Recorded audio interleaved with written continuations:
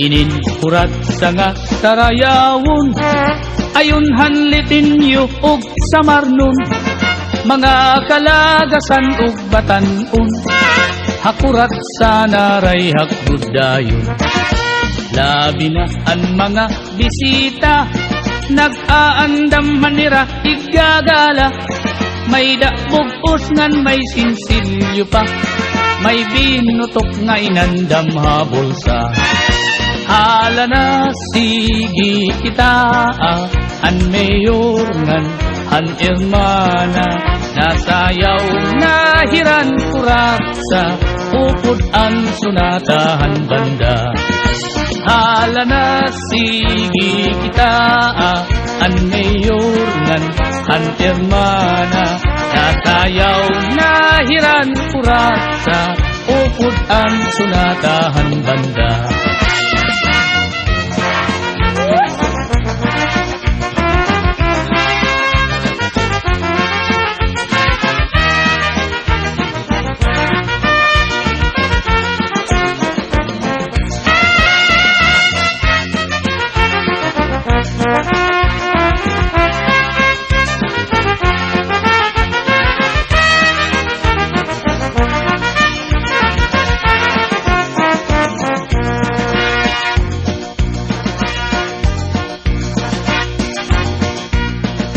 Sikat good labi kun may patron, mga dayo lain-lain nga nawong, an kadam-an na adto haplasa, nag-aarig hintag kuratsa.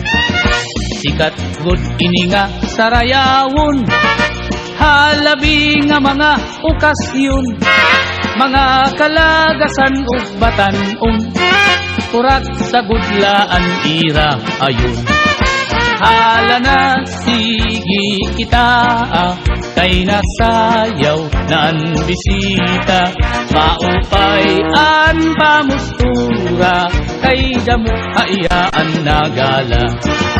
Hala na sige kita, kay nasayaw na ang bisita, maupay an pamustura, kay nagkakalupad ang kwarta.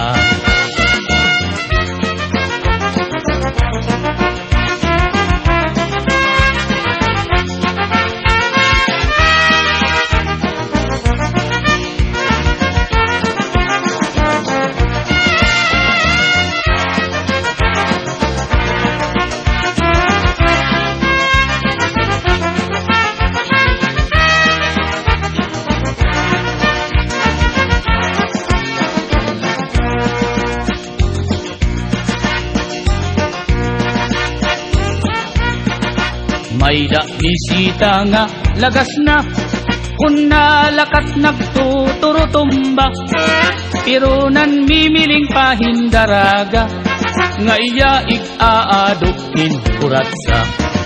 Mga tao kinan hipausa, kay an lagas nag-iba an porma, pagsayaw la niyahin kuratsa, nagluluhod-luhod nga nadupa. Hala na sige kita, kay nasayaw na ang bisita, maupay an pamustura, kay damo hayaan nagala. Hala na sige kita, kay nasayaw na ang bisita, maupay an pamustura, kay nagkakalupad ang kwarta.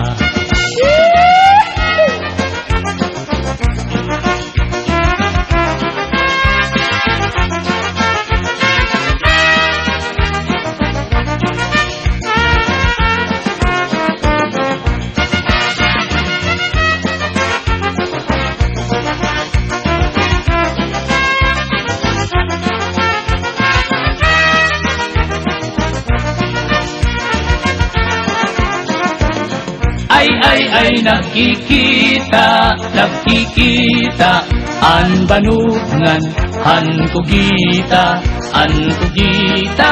makapyuton, an banu madinagit nun. Ay nakikita, nakikita, an banungan, an tugita makakyuton, an banug madinagit mo.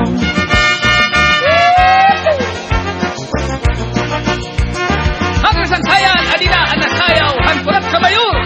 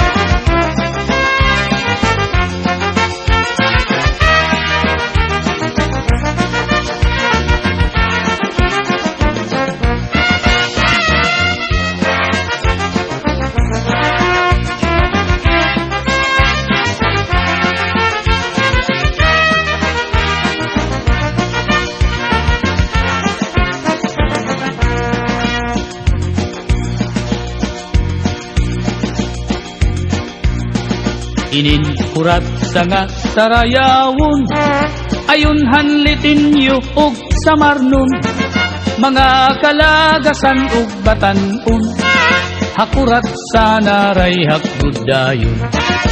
Labi na ang mga bisita, nag-aandam manira igagala, may dabog ngan may sinsilyo pa, may binutok nga inandam habulsa. Hala na sige kita, an mayor ngan an irmana, nasayaw na hiran kurat sa upod ang sunatahan banda. Hala na sige kita, an mayor ngan an irmana, nasayaw na hiran kurat sa upod ang sunatahan banda.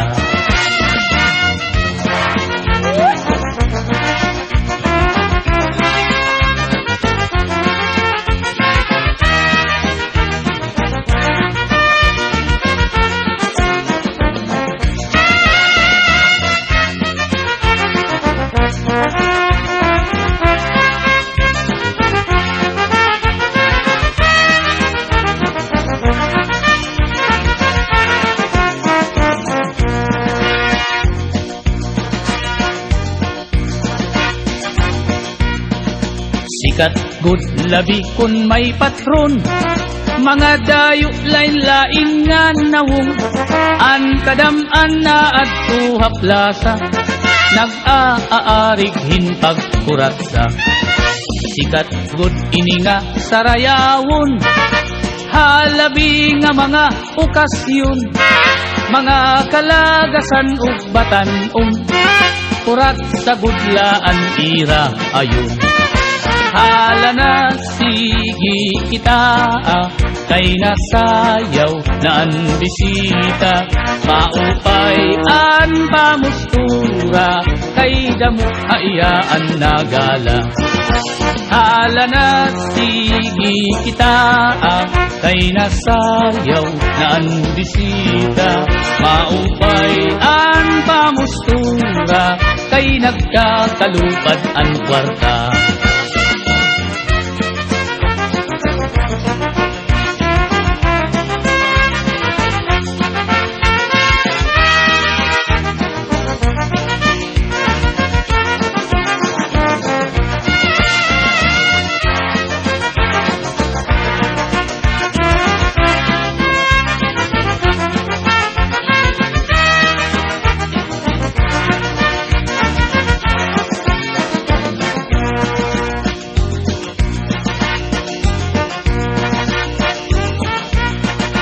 May da bisita nga lagas na, kun nalakat nagtuturutumba, pero nan mimiling pahindaraga, nga iya ig-aadukin kuratsa. Mga tao inan hipausa, kay an lagas nag-iba an porma, pagsayaw la niyahin kuratsa, nagluluhod-luhod nga nadupa. Hala na sige kita, kay nasayaw na ang bisita, maupay ang pamustura, kay damo hayaan nagala. Hala na sige kita, kay nasayaw na ang bisita, maupay ang pamustura, kay nagkakalupad ang kwarta.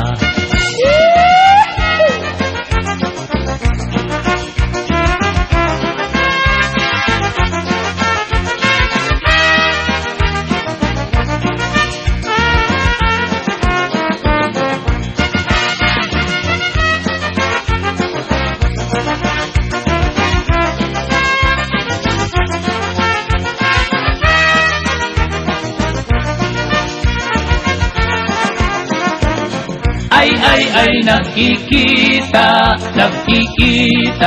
an banungan, an kugita, makapyuton, an banu madinagit nun, ay nakikita, an banungan, an kugita, makapyuton, an banu madinagit nun.